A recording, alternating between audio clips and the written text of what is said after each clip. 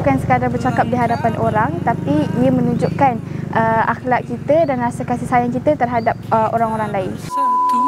Alhamdulillah, Kolej Matrikulasi Kelantan telah menjadi pilihan sebagai penganjur untuk Kem Da'i Muda Matrikulasi KPM tahun 2025. Kami di Kolej Matrikulasi amat berbesar hati dan sangat mengalu-alukan semua delegasi Da'i Muda Kolej Matrikulasi KPM untuk bersama-sama.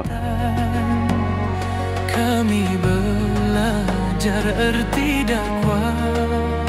Bismillahirrahmanirrahim. Assalamualaikum warahmatullahi wabarakatuh. Alhamdulillah, sekarang saya berada di Kem Da'i Muda Matrikulasi, yang mana program ini memang tiap-tiap tahun kita akan kolaborasi antara Yadim, Yayasan Dakwah Islamiah Malaysia, dan juga bahagian Matrik KPM lah. Jadi alhamdulillah, program kali ini pun memang program peringkat kebangsaan, dan alhamdulillah kita dah berjaya laksanakan untuk beberapa tahun. Jadi apa yang istimewanya untuk camp kali ini, bagi saya peserta sangatlah proaktif dan masing-masing menunjukkan bakat yang sangat sangat menarik dan terpendam. Jadi sebenarnya kita adakan program camp Da'i Muda Matrik ini adalah tujuannya kita nak lahirkan da'i-da'i muda, bermula lagi daripada diorang muda, daripada bahagian matrik sampailah diorang besar nanti. Kita nak lahirkan seorang insan yang mempunyai akhlak yang baik, yang boleh berdakwah kepada masyarakat di luar. Jadi saya mewakili pihak Yadim ingin mengucapkan ribuan terima kasih kepada semua pihak yang menjayakan, termasuklah daripada bahagian matrikulasi KPM ke Kolej Kelantan, Kolej Matrikulasi Kelantan sebagai tuan rumah pada tahun ini. Jadi saya harap pelajar-pelajar dapat memanfaatkan program ini dan melahirkan seorang insan yang boleh berbakti kepada masyarakat. InsyaAllah itu saja. Sekian, terima kasih. Membina jiwa dengan hikmah. Setiap lafaz, setiap langkah adalah zikir menuju barakah.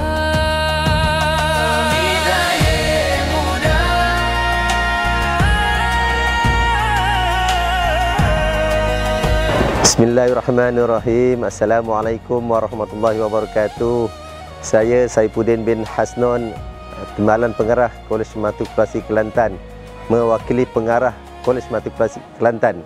Saya mengucapkan terima kasih kepada bahagian matrikulasi Kementerian Pendidikan Malaysia di atas usaha menjalankan program Da'i tahun 2025, dan juga pihak Yadim yang banyak memberikan sumbangan bakti kepada kejayaan program Kem Da'i ini. Terima kasih kepada semua pihak-pihak yang telah mengelolakan, menganjur dan memberikan sumbangan pada kita punya program.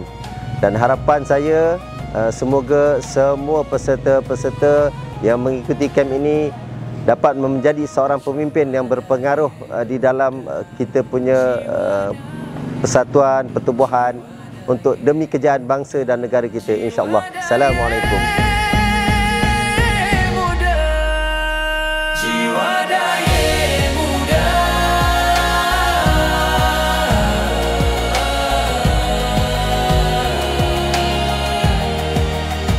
Terus berbakti untuk agama dan bangsa.